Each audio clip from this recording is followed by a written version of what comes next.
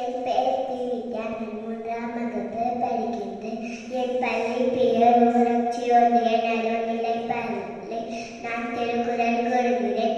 அவர் முதல் எட்டெல்லாம் ஆதிபகவன் முதிர்ச்ச உலகு தக்கா தகவில என்பது அவரவர் எச்சத்தால் காணப்படும்.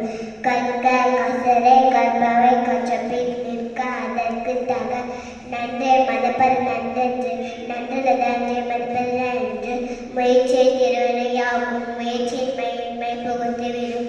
தட்டானை தோறும் மதக்கேறி மாதுக்கு கற்றனை தோறும் அறிவு.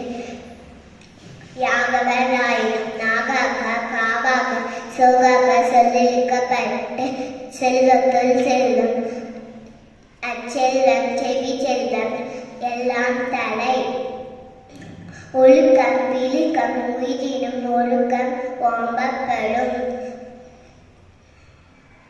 துப்பாக்கு துப்பாக்கி துப்பாக்கு தூமலை.